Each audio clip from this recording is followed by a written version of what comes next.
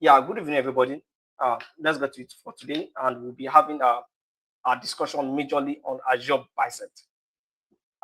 Azure Bicep. So, let me just give a brief introduction of what Bicep is and what you should expect from the course.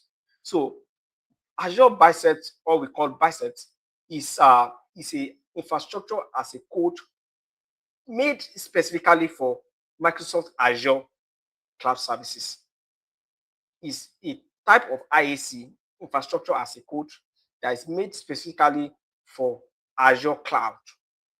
You understand? So from what I have on my screen here, you can see the wrote that Azure Bicep is a domain specific language.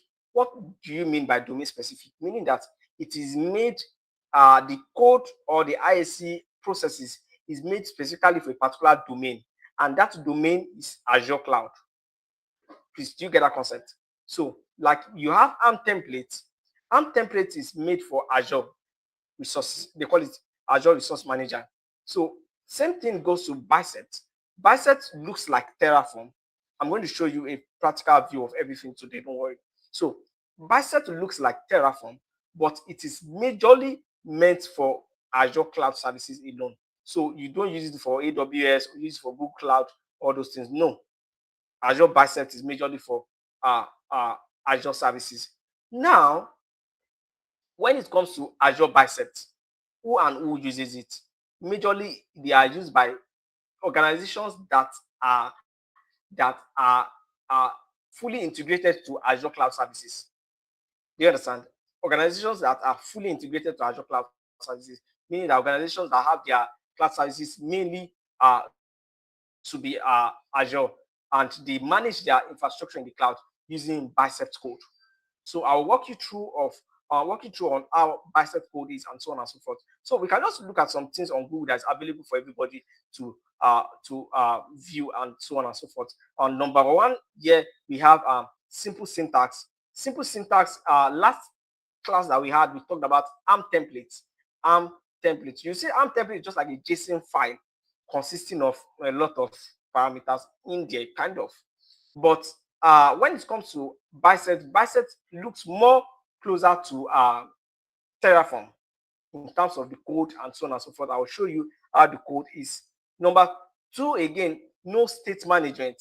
So about that state management, so Terraform uses something called state management. When we get to maybe next 2 weeks, we are going to have a class on Terraform. So Terraform has something called state management. State management means that when I'm creating a resource in Azure, Terraform keeps the state, quote and unquote, the memory of everything that has been deployed at that particular moment. So Terraform has the memory of it. So if anything change outside of that state, once you run that Terraform code again, Terraform will tell you that no, something has occurred. Maybe I need to update something, or I need to destroy some resources, and so on and so forth. That's how Terraform kind of work.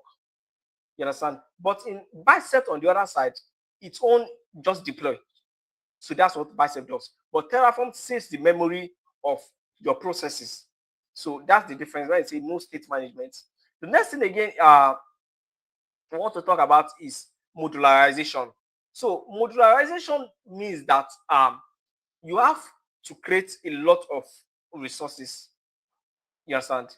And you want them to be what do I call it? The right term to use. I want them to be well arranged. You understand? Then in Terraform we call it module. Like I want to use a module. Inside that module, you have a particular module for virtual machine, a particular module for virtual network, a particular module for different resources. You understand? So that is what we call modularization. Like anything that has to do with storage account, I want them to be a particular module. Anything that has to be with user management, user managed identity, and so on, and system assigned identity, and all those things, I want them to be in one particular module. So Bicep also allows for that thing. I'm going to show you in the code. Don't worry. Just look at it. And the next thing again we want to look at again is tooling. Tooling means that it integrates with Azure CLI. So I know many of you have heard of the term called AZ login. Let me just write it. Just AZ login. You can say AZ login, and you can give it your tenant. That's your tenant ID and so on and so forth. You can say AZ login, use device, AZ login, use device. You can call it any more, but anything you want to talk about, you can look at AZ module. So that they just call it AZCLI command. So you can learn a lot on AZCLI, quote and unquote. But so it still uses the concept of AZCLI processes for it to work, for validation and deployment. And the last thing again I want to talk about again is the compilation. So it can convert existing ARM templates to Bicep using easy Bicep decompile. So we may not be able to talk on this, but because of our time, but I will try to get you I did it. I have maybe one of my repo. I'll try to show you guys. So I have a repo I wrote, a Bicep code. I wrote that code. I wrote it out of a ARM template that was existing.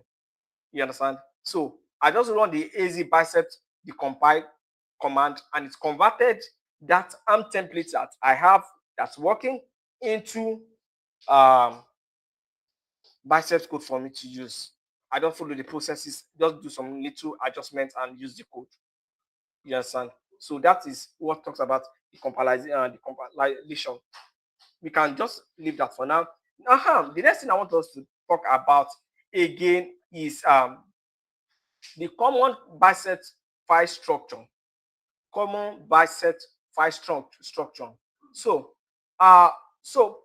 number one, we'll talk about param. So I will show you now. I think now is the best time for me to start showing you these things the way I'm talking about it. Okay, I think let me just start with so I hope you guys can see my screen well now. Can you see it? Can you guys see my screen?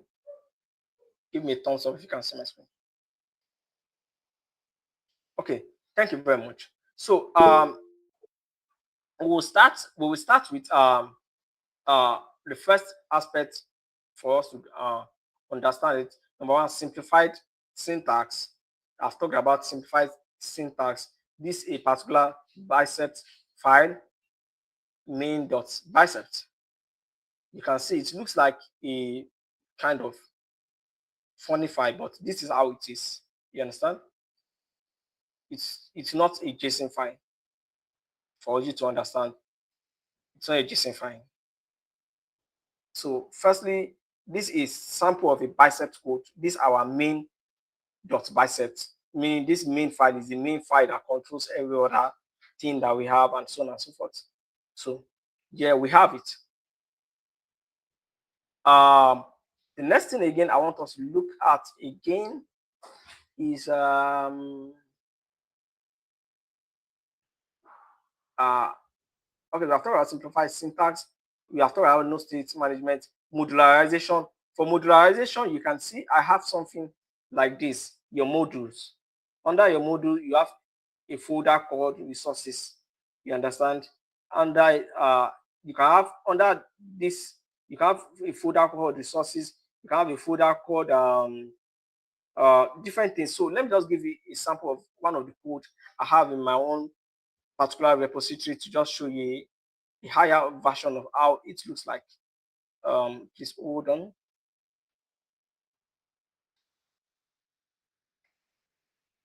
So this is a code I wrote for a particular project. I'm bringing it up.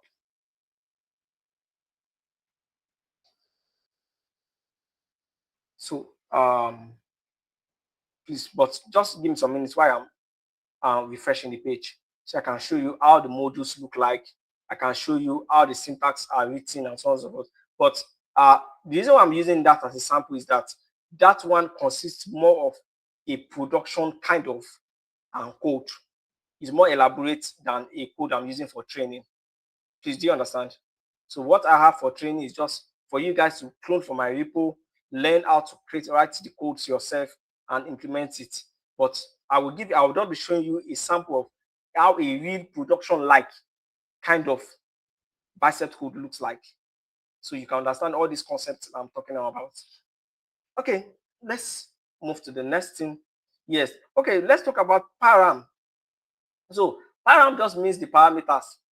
Don't blow your mind about it. It just means parameters that can be reused. That is what param just talks about. Let me give you an instance of a param. Now, in our main file, for instance, I wrote a param. Let me start from the beginning. Okay. So I said a param calf prefix. The value for this param is a string. This is the value of the string here. Or let me give you a simple one. Let me just write something like that. Let me write a param, my name. What that's my name? Is my name an integer? Is it in computer science? Most of you understand. I talked about it in a previous class that we have string, we have integer, we have boolean, we have other parameters for all these things. And I said majorly here we're just using string. So string consists of alphabets and numbers. So you can be able to get used to it. So I'm using my name, I'm using it as a string. So you can see the parameters here. You have any, you have array, boolean, integer, object, you have string, and so on and so forth. But I'll be using a string for it. String, param, my name is string, is equals to, I want my name to be John.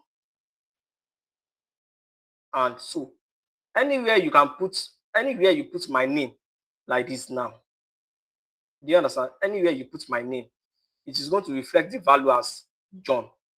So it makes, so instead of me writing John everywhere, I'll just be putting my name is equals to this, my name is equals to that, and my name is equals to this. So that is what param actually does for you. It makes that particular particular name, value, or something to be reusable everywhere in the code.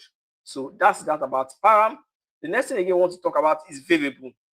So variable means that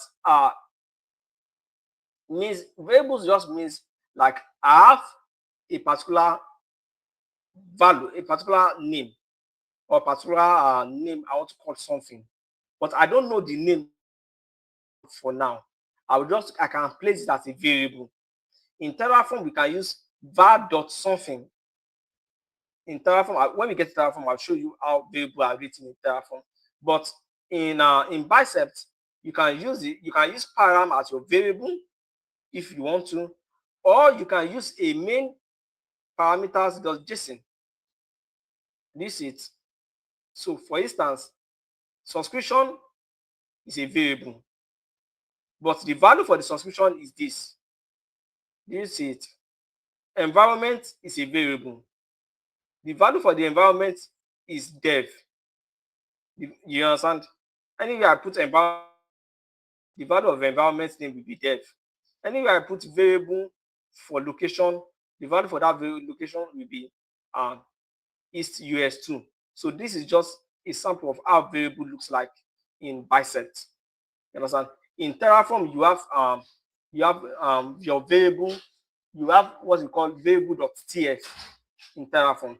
But in Bicep, you can also use your main.parameters or JSON as your variables file. You understand? And it consists of all your variables. Your variables can be used anywhere inside the code. So please, just for you to note. So I'm just going to show you how these things are being used. I don't want you to be of high language for you to understand. Just follow me. Just little by little. Okay. The next thing again, resource. Resource means that the resource that you want to create. For instance, I want to create a resource called app service, for instance. under the code for app service, you see that I have something called resource. I want to create this particular resource. What kind of resource I want to create? I want to create a web app. You understand? After that, last week we talked about this Microsoft resource type and the API. Sorry, not last week. Last time we talked about ARM template. We talked about this resource type and the API. Please, as much as you understand these things, please ensure that the resource type and the API are correct when you are creating a resource in Bicep. For instance, we have two resources in this particular file. For instance, now you understand. Number one resource here we have is app service plan. Number two resource we have here is a web app. This web app, somewhere in your mind, you know that this is an app service. You understand? It's either an app. I've told you guys in the class. So when you see something like a web app, you know that it's an app service. So you can have something like a function app, you can have something like a logic app, and so on and so forth. But they are still web apps. So they are called serverless application, quote and unquote. They are called serverless applications. Okay, back to it. The next thing again we want to talk about is you can see that the API, the API type, the API type here is different.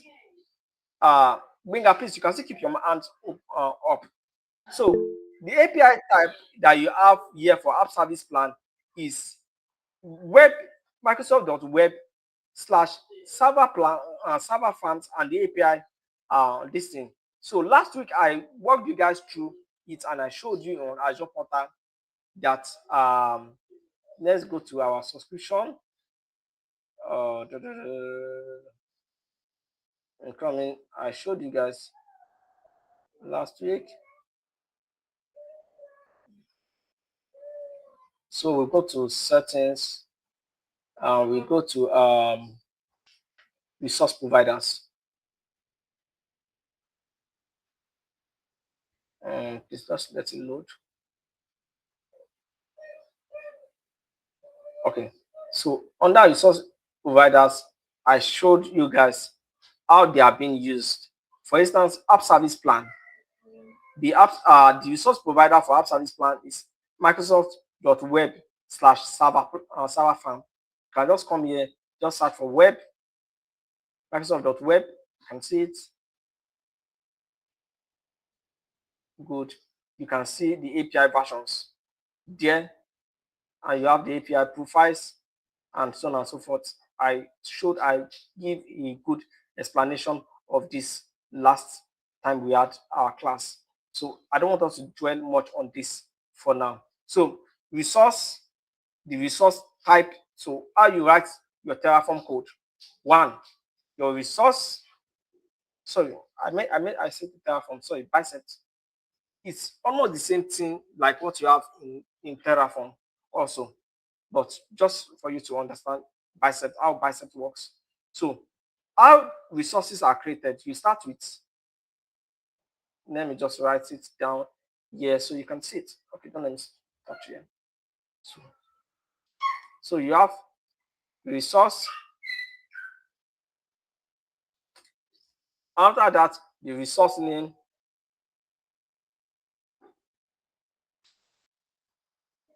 After the resource name, the next thing you look at again is you look at the Microsoft resource. Oh, sorry. Next thing you have to now look at again is Microsoft resource type.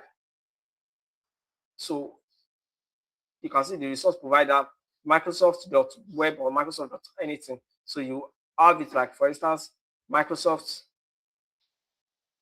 Let me just write this one in brackets. Resource provider. Resource provider. After that, you just have resource provider is equal to have your brackets. Sorry, have your open brackets. And so this is everything. I'm going to drop it on the group chat also for Bicep. So under it, you can now have different parameters like the name. You can now have the name, the environment, the location, kind, all those other properties, and so on and so forth. You understand? But this is the main parenthesis that you need to create a resource in Bicep. Good. Okay. Benga, please shoot your question before we move on.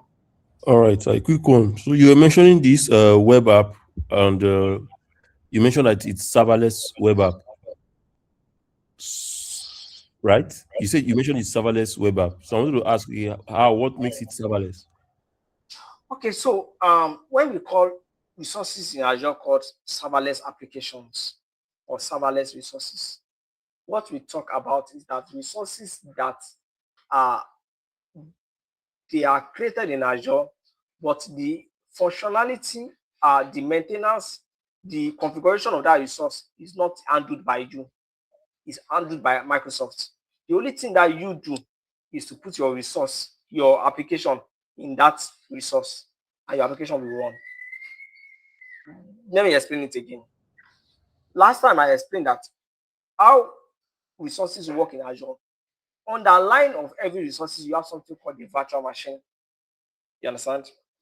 You have to configure your virtual machine. I've showed you how to configure, how to create a virtual machine, how to configure it, and so on and so forth, right? But in serverless application, you don't need to create a virtual machine. Microsoft has the virtual machine.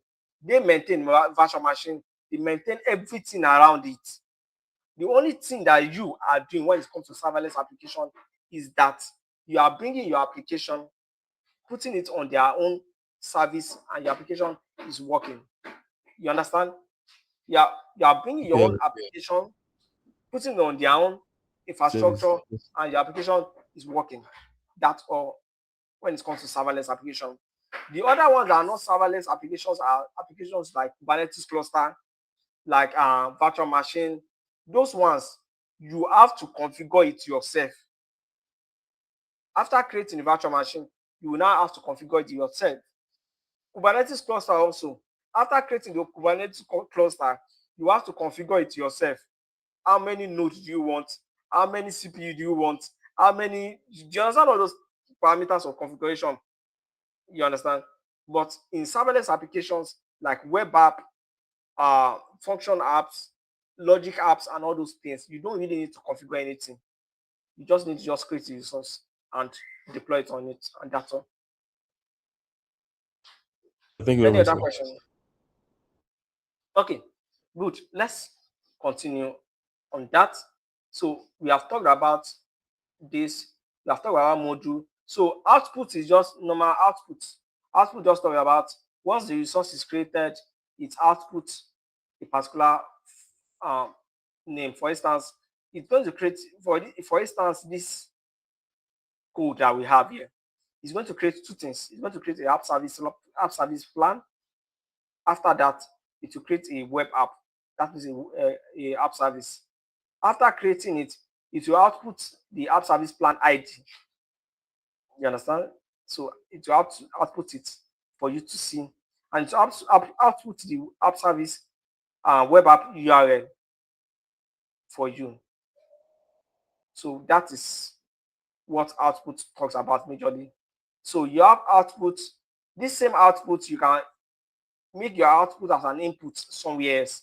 So I'm going to talk about input somewhere else, but just don't bore yourself about it. But just put yourself strong on output for now. Okay, so any other thing again? Yeah. So I will start with how to create a bicep code and so on and so forth. So number one, you have your VS code.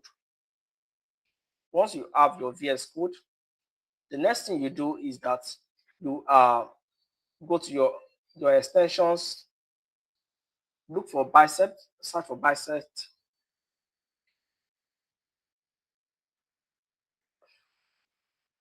This it.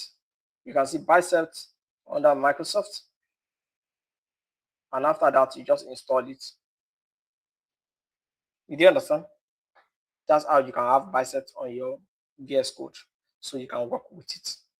So that's one. Number two, again, how to create a file in a Bicep file. So the Bicep file is easy to create. You just go to your folder, you click on it, new file. Sorry, I don't want to create it here. I'll just create in the center part. Okay, a new file. A new file can be like testing. Any name you give to your file, please remember, so far as the Bicep code, put dot bicep at the end. Use it. That's for Bicep code. For Terraform, that one you use .tf. But when we get to our Terraform class, I'll walk you guys through it also. But this is how you create a Bicep code. And after that, it's going to create a file for you, and you put your Bicep code and every other thing you need to put into it. Now, let me just delete it because I'm not using this for now. Okay. Anybody, any question based on what I just explained now before I move to the next? Yes, my question is, normally we're supposed to create like a bicep folder, just like the thing we created for the AI, the Azure Resource Manager. But in this case, are we going to create a bicep folder first, then create a bicep file? That's when we have that test.bicep. No, Or okay. it's not necessary. It's not necessary, actually. It's not necessary. Okay. Anybody with any other question?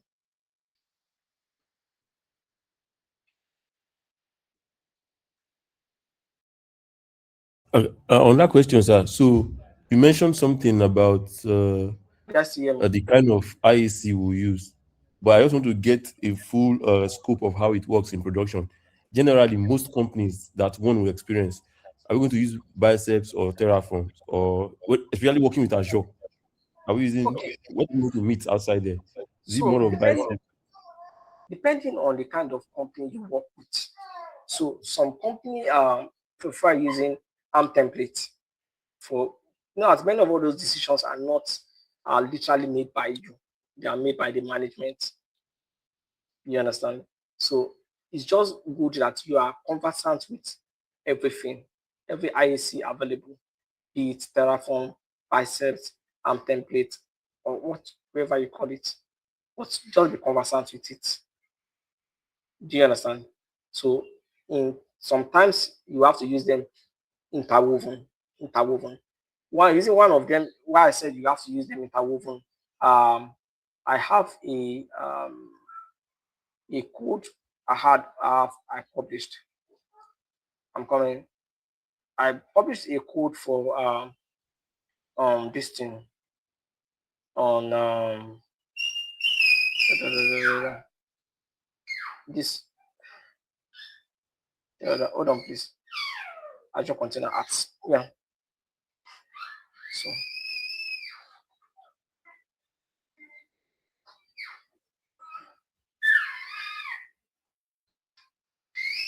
I'm coming.